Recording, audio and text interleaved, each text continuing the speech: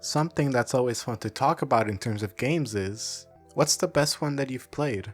And I don't mean that in an objective manner because things become extremely muddled when you try to gauge what is objectively good or bad, but I like to pose that question in the sense of determining what game caters to us most and which one we can consider the best. Individually speaking, of course, because we all have different preferences.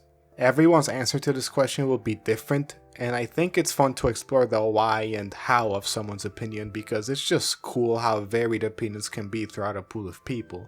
In my situation, what I prefer to play tends to depend on my mood more than anything, so my answer to that can kind of just switch depending on the day, but there's some games that can kind of ignore that requirement for me to be in a certain mood to play them, where I can be happy, sad, energetic, or exhausted. No matter the mood, I can just jump in and have a great time. There's actually many of them, but today I wish to talk about one in particular. One that took me by surprise, one that I wasn't really expecting to bring me as much happiness as it did. Not because I underestimated it, but because I really didn't know what I was getting into at first. It's a game that came and went from a franchise that hasn't seen a completely new outing since it, which after playing it desperately needs to continue, especially considering how much of a shakeup it would bring to the genre it's set in. And today's game in question is Outrun 2006 Coast to Coast.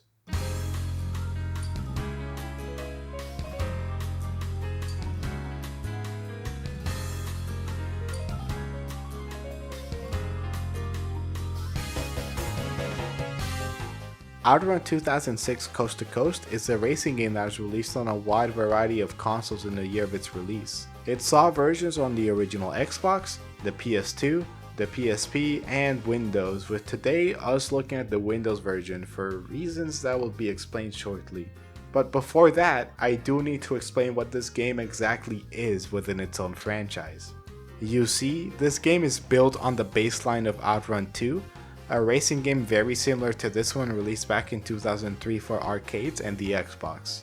But over time, a wide array of different editions for this game were made, to the point where for simplicity's sake, I'll call it its own sub-series. In the Outrun 2 sub-series of games, there's Outrun 2, which we already defined, but there's also Outrun 2 SP, an upgrade also birthed from the arcades, which is an entirely new set of tracks, alongside including the original ones from the first release of Outrun 2. It's basically the same game, but with more tracks and cars included.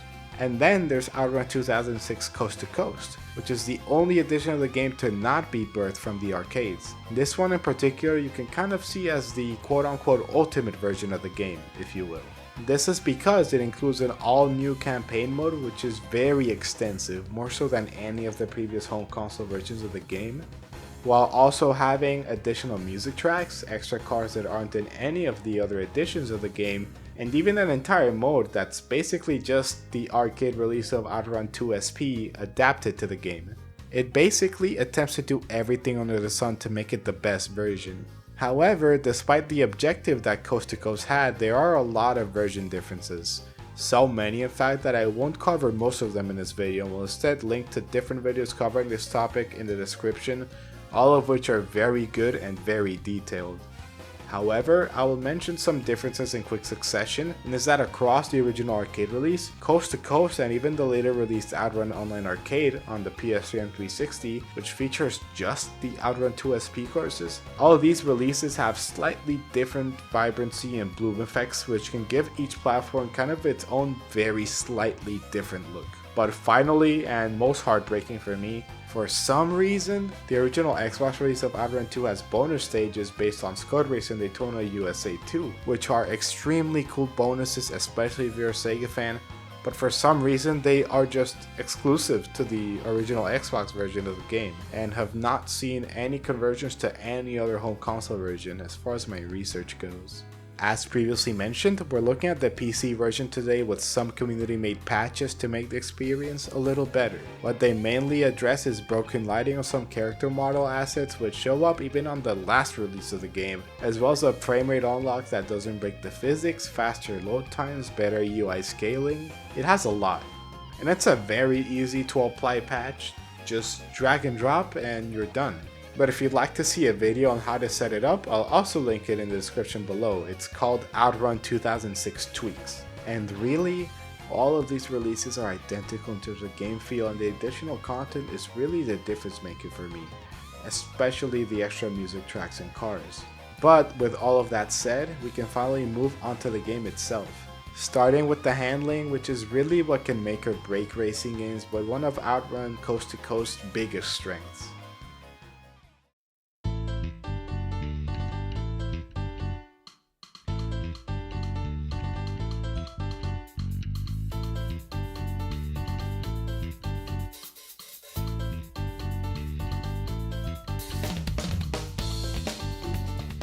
If you're familiar with racing games, the best way I can explain it is that it handles like a modern ridge racer, except you have more control over your car when you drift. If you don't know exactly what that means, don't worry, I'll explain it. Your car will do drifts that shouldn't be physically possible, and it feels like it follows a set path when you drift, kinda like Ridge Racer, but there's some key differences in regard to control. To make a comparison, in a modern Ridge Racer game, your way of maneuvering through tight corners is to initiate a drift, which once started kind of gets you in an on-rails mode through the corner. Mind you, it's not that you can't adjust whatsoever how you take that corner, because mid-drift, you could choose to either straighten out your car or slide out even more at any point. But you're kind of limited to those two actions for the most part. Meanwhile, in Outrun 2, while drifting loosely adopts the same concept of getting on rails, the sort of predetermined path that your car can take once it starts a drift can cover a much wider area due to the game's wider roads, and as such, you're giving a wider degree of control with your car's turning, to the point where you can switch lanes mid-drift by steering. Your car will go to either side depending on the direction you press, and you have to manage your steering, brake, and throttle inputs to make sure you can clear a turn well enough. There are some aspects that are still kind of automated, but on the whole there is more for you to worry about. Mainly going at just the right speed into a drift on a given corner so that you don't end up slowing down significantly due to going in too slow or going in too fast and grazing the wall. Given this and the fact that there's also traffic in the game, the focus goes from can I make this turn to can I make this turn unscathed? And I think that the game's handling and drifting model makes that type of question more fun to tackle in comparison to other games. What makes this different is that it allows for a much smoother switch between lanes that doesn't sacrifice the duration or speed of the drift, at least not as much as other games. There's already racing games that have fast drifting and do it well, but the style that Outrun 2 provides feels exceptionally smooth due to its different focus, probably thanks to its arcade roots, literally speaking. And just like other games that pull off fast drifting well, it feels like you can throw your car around any corner and just keep the pace going. It's as fluid as it is fast. Getting into a good flow is not hard, but the satisfaction and fun factor is not sacrificed despite the easiness of it, especially thanks to its track design, which has a lot of sweeping sections for you to speed through, as well as tighter ones for you to really manage your speed properly while going in. It's an extremely fun handling model when it comes down to it, pretty easy to learn and get the hang of, but hard to master in the more complicated courses. You're constantly drifting the ever-living crap out of these cars and it never gets old. Something that also helps is the fact that you're always doing them on cars from legendary car manufacturer Ferrari, which brings us to the cars. Yes, they're all Ferrari only, and if you, for some reason, have a problem with the cars being only Ferrari, then honestly just get out. Outrun and Ferrari are supposed to go together like bread and butter, as even the first game in the arcades only had the Testarossa as playable. In Outrun Coast to Coast, the variety and comparison skyrockets, but let's tackle this in order. In the original Outrun 2 you had 8 cars, whereas in Outrun 2 SP you have 2 new ones, making it 10.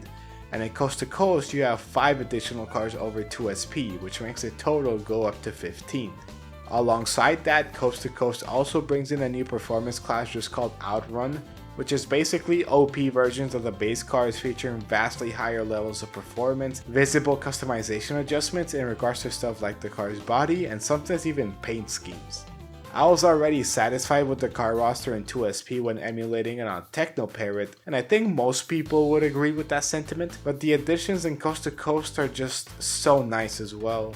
In particular, I love the F355, mainly because Sega had previously made a racing game for that car, which is much more of a simulator than this, but it's great all the same, so I kind of have a soft spot for it. And it's not only the selection is solid considering that at heart, and not only the selection is solid, especially considering that at heart it's a game birthed from the arcades, but also considering the fact that the level of detail in which they were made is just very good for the time and especially for their platforms. The cars simply look as they should and they all fit the vibe and look of Outrun perfectly, which brings us to the presentation.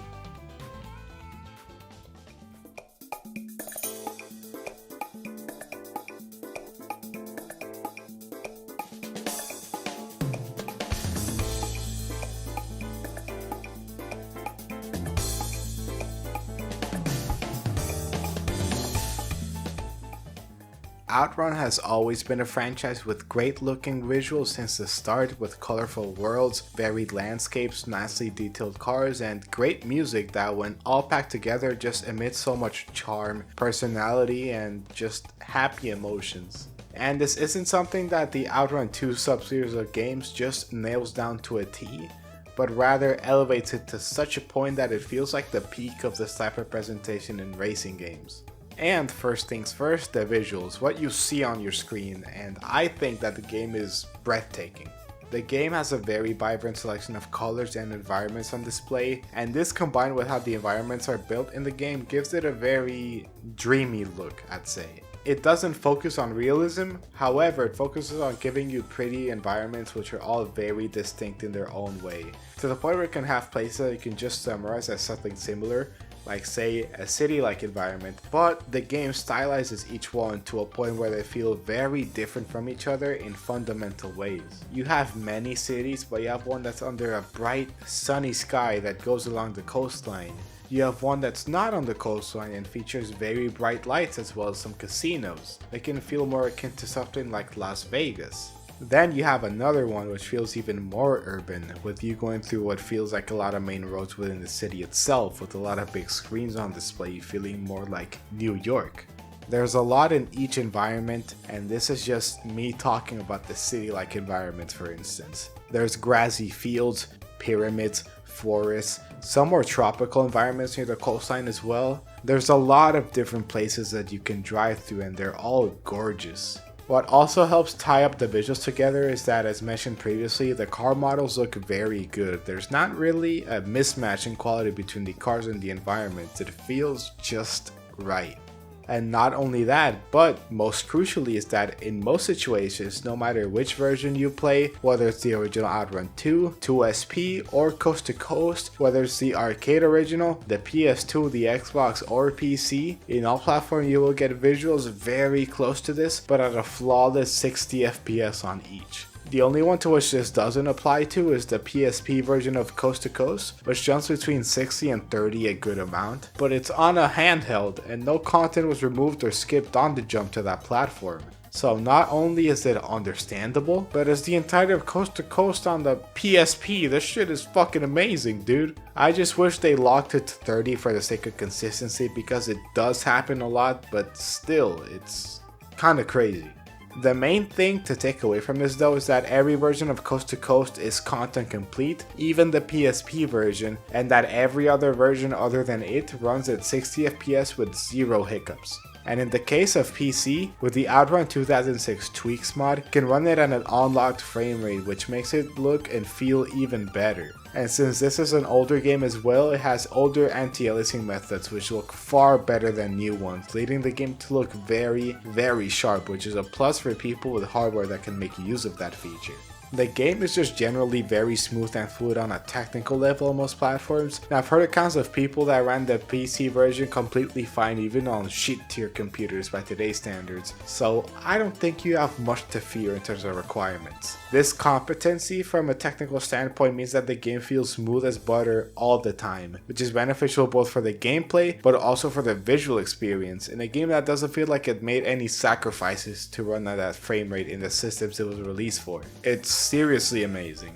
In regards to sounds, I think nowadays you can probably rip the game's car sounds apart because they probably don't sound like the real cars they're supposed to be and every car sounds similar, but I think it's fair to say that for the time, they're pretty okay. I don't care that much about accuracy so long as the cars don't just sound like a lawnmower old Gran Turismo style, so my standards aren't high, but they get the job done pretty well, I'd say, regardless. I listen to it and immediately know that it sounds like a fast car, and that's all I can really ask for, especially when the game is not aiming to be realistic to begin with.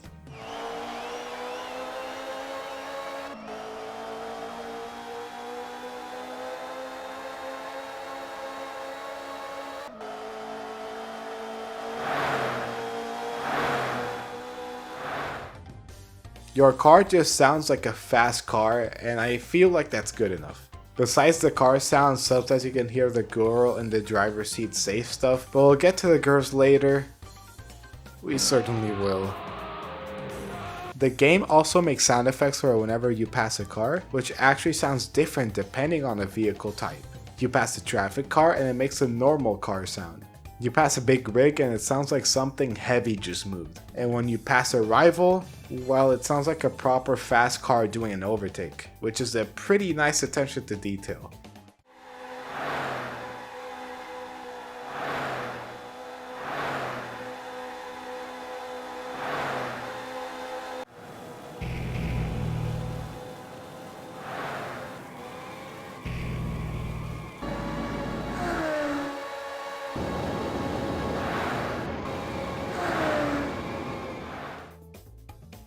And what I can't go on without mentioning, the music. And just, Jesus Christ, the game really gets pushed to an even higher level with this. Combined with the unique environments, bright colors, exotic cars and high speeds, the music ties it all up and really homes in that dreamy feeling to the presentation that I mentioned earlier. It's magical. The game's stylistic and gameplay decisions combined with the music choice can make it as exhilarating as it can be relaxing. You have songs that are energetic and more on the faster side, but you also have some others that are a lot more calm, straight up vocal tracks within the game that sound incredible, remixes that pull off the already great songs in a different style, retro tracks on the original 80s arcade games, and regardless of what you choose, it's mesmerizing all the same. It genuinely gives me happiness just playing the game, seeing its environments and listening to the music tracks as I effortlessly drift through this game's pretty vistas on a slick looking Ferrari. It gets you in the groove and the happy feeling that this game gives off is just contagious. It has become my comfort game now because of this very reason. Not feeling happy when playing this is straight up impossible, and this is not due to nostalgia because I grew up with the game or something. I first played this around a month ago, and this never-ending sense of happiness really did ripple throughout my experience thanks to the gameplay and the presentation. Though the best way to represent this, I think, is to show you. So I'll go ahead and take a minute to show you some of my favorite songs over some gameplay. So see you in a minute. You can skip to this timestamp if you don't care about the music, which is kind of a fucking crime, but if you'd like to skip, there you go. You're still here? Well, let's go.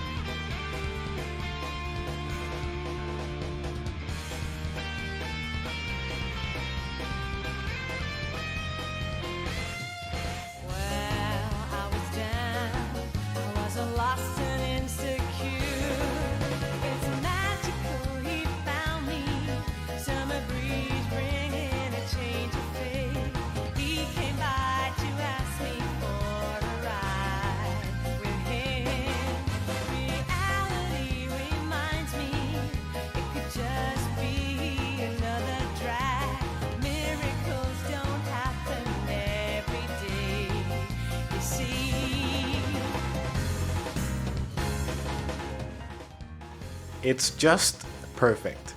The game is already amazing, but the music really helps to make it reach the next level. But that'll be it for the presentation. All around, it's fantastic. The game truly looks and sounds sensational just about every way. However, we still have some things left to address, mainly the game's modes.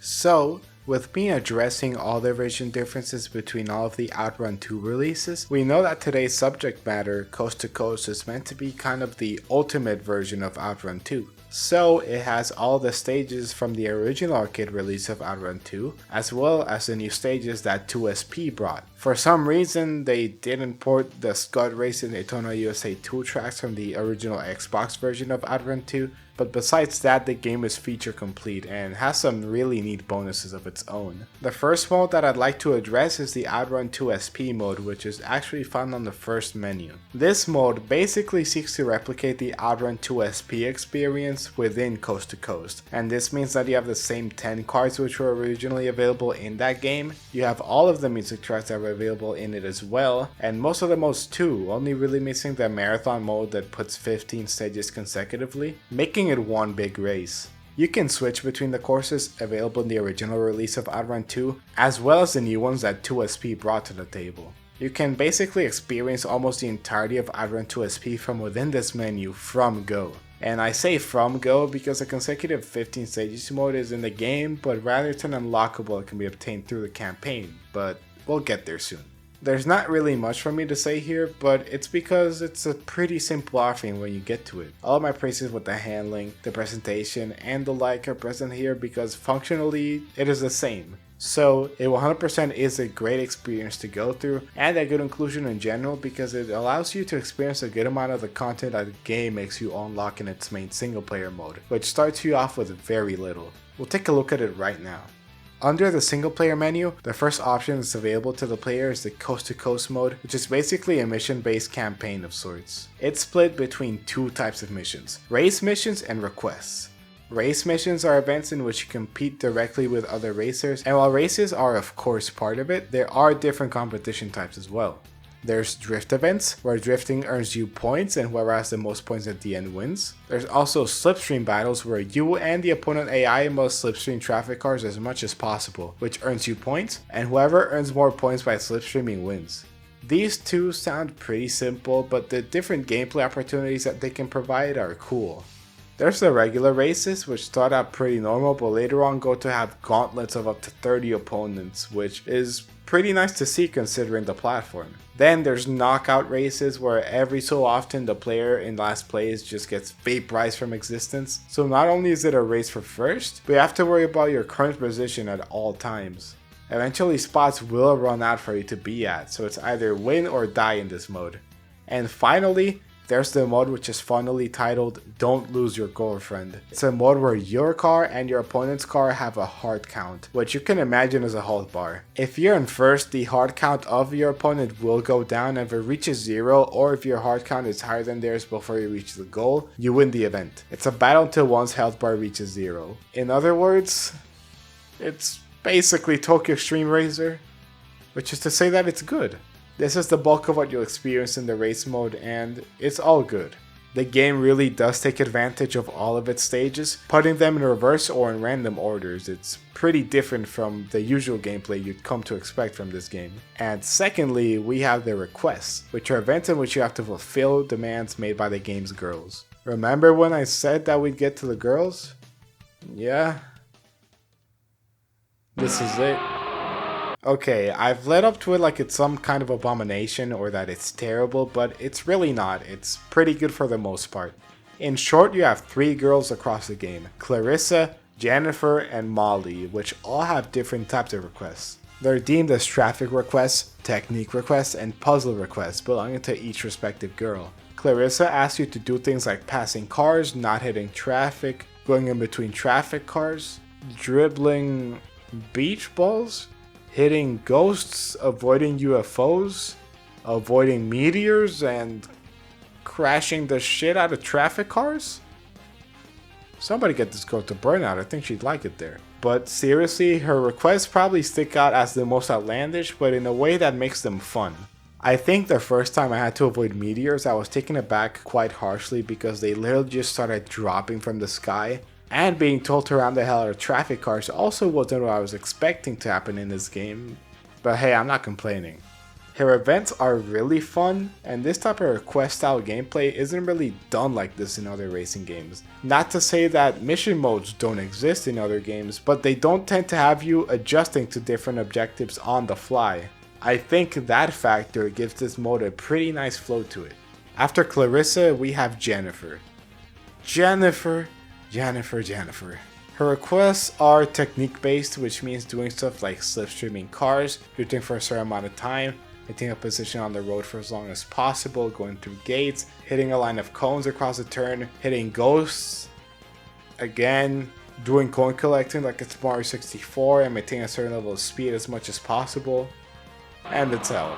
Mind you, not every event of hers is difficult, most of them are doable, but there's some in which I had to settle for ranks that I typically wouldn't, because retries weren't yielding different results, and I'm not an insane girl to do that, not yet at least. The speed limit ones in particular are the bane of my existence, because really, sometimes it feels like the developers consulted Satan himself to choose the speed limit. But hey, these certainly aren't impossible. I retried them as much as I did because it felt like it should be attainable. However, for now I've decided to just not really do that because I wanted to make this video, and despite my failures I was able to get a good enough average rank to progress, so I was good to go anyway. You might encounter yourself in a similar situation, and if so, then just go through to the next events. It's the best use of your time given things that we'll discuss later. But despite me talking about Jennifer's requests in this way, I think they're important because they really push you to drive as best as you can, and it always feels rewarding to pull off a group of requests just right. Lastly, we have Molly, who bears the title of puzzle-based requests, which means basic math, basic memorization, getting her food, guessing an animal by its sound. I think they ran out of ideas here. Okay, look, I don't think that these types of puzzles are a bad inclusion, but they just feel like the majority of them are so easy that it's trivial. Like guessing an animal by its sound.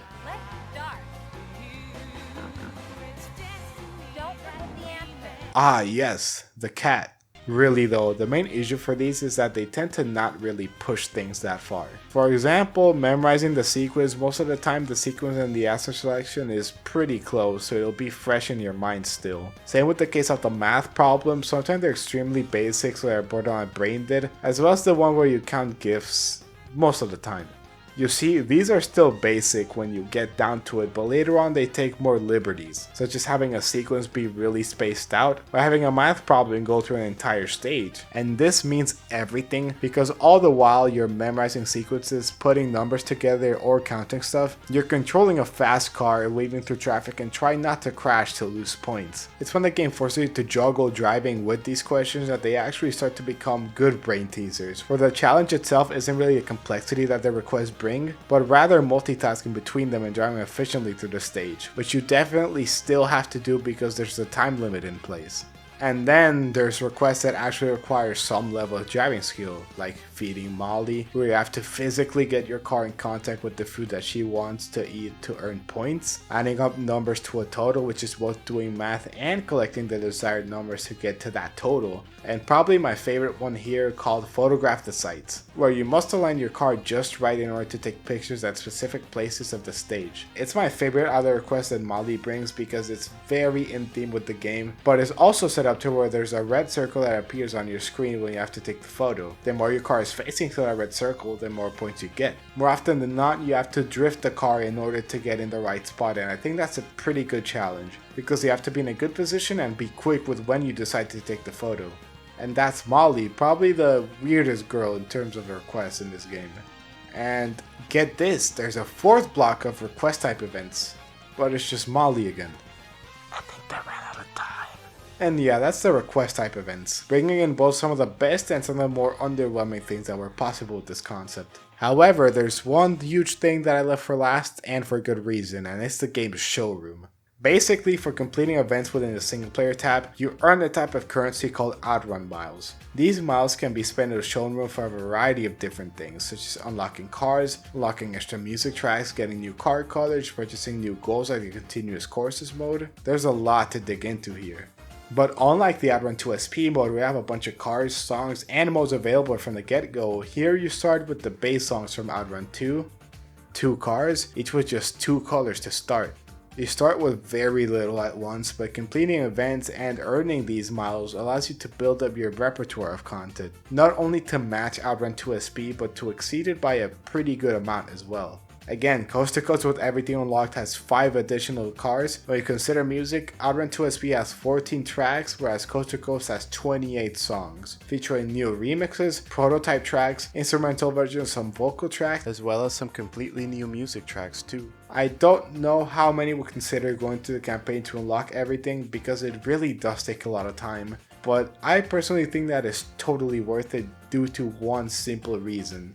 And it's that you're still playing Outrun 2. It's still Outrun 2 at its core. All the praises I gave earlier are still present. You just have to build up the content you have available through the use of the miles. There's just one problem with this approach though.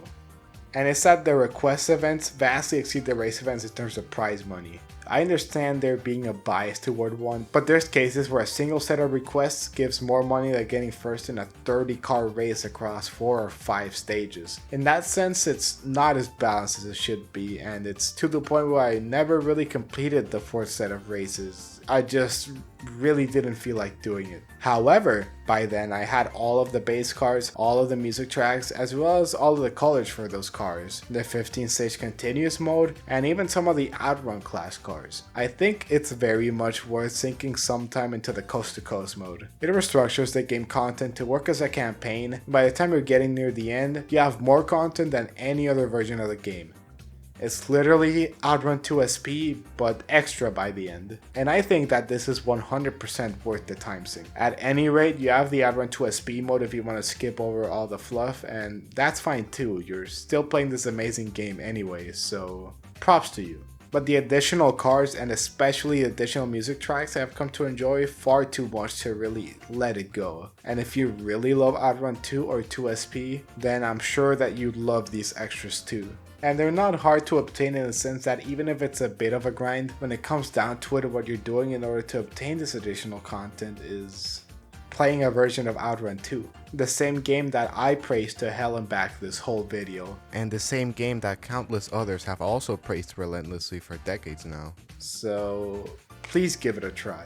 This game totally wrapped me into it in a way that I never really expected. I've played many games with great gameplay, great music, and great visuals, but Coast to Coast hooked me because of how genuinely joyful I felt when playing it. And I don't think it's just me, as I've had friends who aren't even that interested in racing games get absolutely engulfed in this game due to its mechanics and its presentation. Even as encountering the initially bare bones campaign mode, and as I've played it, I've seen many videos talk about Outrun 2's releases and reminisce over them as one of the best arcade racers to ever be made. And not only do I see it, but I feel it, and I'm very happy to see that this game is remembered so fondly. Because even as someone who's late to the party in comparison to many others, I can say for sure that this game really deserves the legacy it garnered. Its quality shines through in just about every aspect, even more than 20 years after its first iteration. I absolutely adore this game, and it doesn't take nostalgia or childhood memories or something to get me to love it. It simply won me over with its quality, with its charm, and with the content it has. I may have had my criticism earlier about the campaign, so the video may feel like it ends in a bit of a downer, but really, the problems feel so minuscule, especially now that my save is in the exact point I'd like it to be, with all the music unlocked and all the extra cars unlocked, especially considering that you also get miles for just playing the regular Outrun mode under a single player tab. And I already love Outrun 2 SP as is, so these additions just make me fall in love with it more. So, if you have any interest in Outrun 2006 Coast to Coast, then please do consider trying it. If you've liked Outrun 2 SP for a long time but haven't delved into the career, then also do consider trying it. chances are that you'll either find a new gem to sink time into, or that one of your favorite games will just become even better by the end. And here the video would end, but I'd like to address the video's title. Some people may say, is this really the best game you've played? And I'd like to re-explore it. People's idea of what is the best game changes between person to person. Maybe the best game is one that you can't find flaws in. Maybe the best game is the one that changed the medium the most when it came out. But really, I think it's a lot simpler. The best game for you doesn't need to be perfect, it doesn't need to be revolutionary, it doesn't need to be an industry-wide sensation, nor does it have to be obscure or anything. The best game for you caters to you specifically. It's not about how little flaws it has or how objectively good it is, but rather what it does to win you over. How much and how well it does it.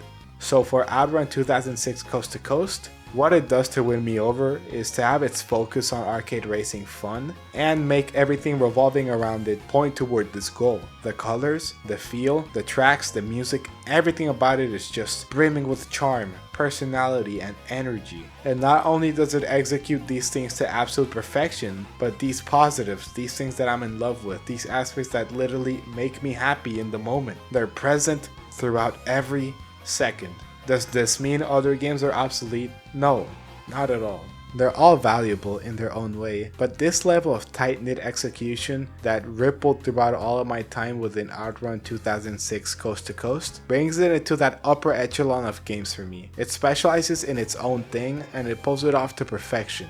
And that's why I'm content with calling Outrun 2006 Coast to Coast the best game I've ever played. And it's why I urge you to try it too.